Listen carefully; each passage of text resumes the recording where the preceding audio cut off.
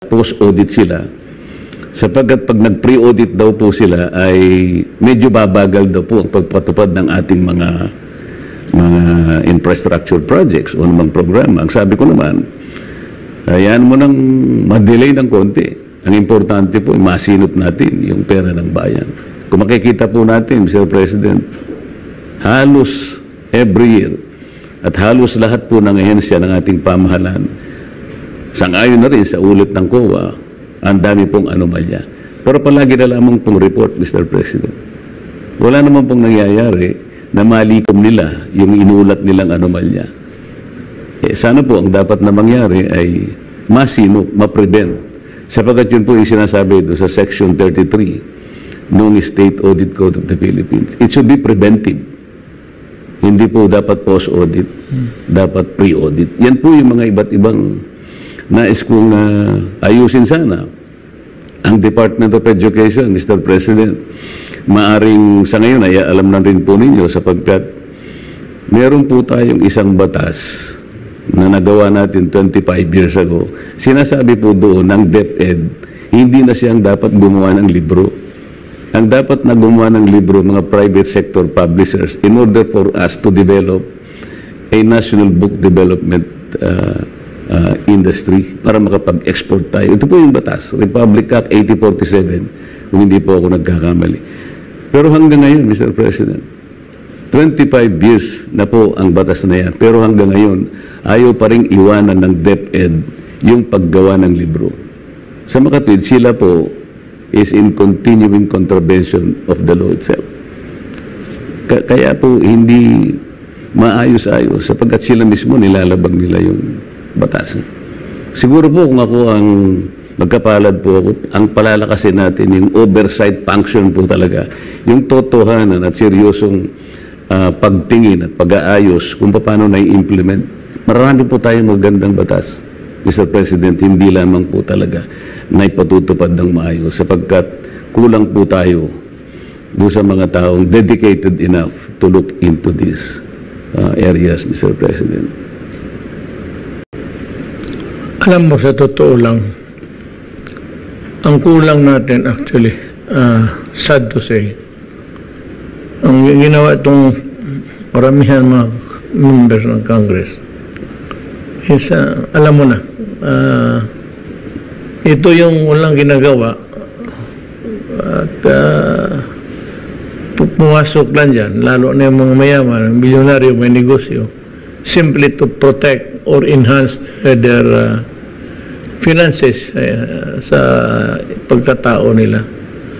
But wala tayong mga crusaders kagaya ninyo na pag naumpisahan yung pag-usapan yung mali, that na follow up ninyo hanggang huli. Kagaya ng ginawa mo sa ABS-CBN. Pinalabas mo talaga lahat ang kalukuhan nila. So, doon ako nanood, started to, and I said, I have found one of the men whose honesty I cannot question. Kaya pinapatakbo kita at tinanong ko kung anong magawa mo. In addition to what you have said, I said, maasahan ka ng ordinaryo na akong Pilipino by that time. That mayroon kang may tao dyan na ang pangalan si Rodante to help us in our campaign against corruption. Marami yung ano dyan na hindi umpisahan lang tapos nawala na pagkatapos. They do not even bother to ask yung ahensya na napuntahan. O ito si whatever, kung mawa nyo, Senador Marcoleta, saan, anong nangyari yung resolution namin na pinasa sa iyo. Nawawalan in the maze of, sa karaming trabaho. Madali mawala yan. So, yung seal mo ni Rodante Marcoleta, doon ko nakita, na talagang pinuporsigir mo hanggang to the end. And that is why ang CBN na-discover natin maraming mali at pwede talagang mahabol sila, and even sa back taxes and the falsification doon sa sinabi mo yung lupa na 4 hectares lang ba yun? It was made to appear when all in all it was 400 square meters or something. Yun. Doon dapat magpasalamat na ang Pilipino na inilabas mo yun at magbayad sila ng wastong buwis. So, para sa akin, kailangan natin kung marami kayong ganun ang asal sa buhay, maraming Rolante Marcoleta ang nasa Senado. Pero kung may isa lang at mailagay ka doon, maraming malaking bagay na yan at marami ka nang magawa. So para sa akin, dapat nandiyan ka sa Senado at sinabi ko sa mga tao, I said it before and I will say it again, yung Rodante Marcoleta na yan, kung hindi ninyo gawaing napakamalas na bansang ito. Yung nandyan, mga negosyante, bilyonaryo, to protect their own interest. But wala kayong mga tao na gusto talagang magsilbi para sa tao. So, para sa akin, I will vote for you. I will ask the people to vote Marcoleta to the Senate so that he can be of use to the country. Yan ang appeal ko sa tao. Hindi sabihin na politika. Hindi naman ito nagpapartido, nagpaparada dyan na anong klase-klase. But on his own, ginawa niya yung trabaho niya. And your one distinct episode ng buhay mo, hindi na manalo. Talo ka o panalo, sa Diyos na yan. It's a destiny. Pero na may dumaang Dante Marcoleta dito sa Congress na ito.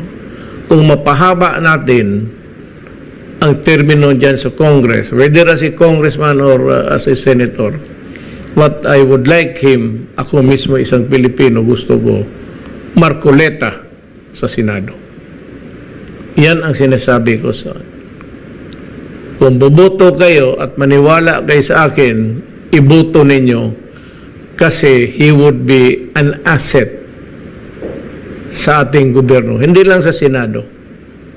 At ang Pilipinas would be better, much better, if there are people working for the Republic of the Philippines.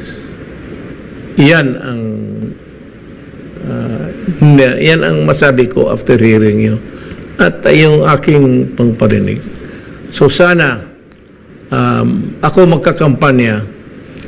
At yung awareness kasi ninyo, hindi masyado, kasi bago lang. Ito kasi yung mga senador, nailagay lang, kasi kung tanungin yung tao, memory lang. At kung tanungin naman, hindi naman tinatanong, sino ba ito? Tinatanong lang sino ang... Yan ang problema sa Pilipinas. At tinatanong kayo, sino yung mga tao na makapagbigay ng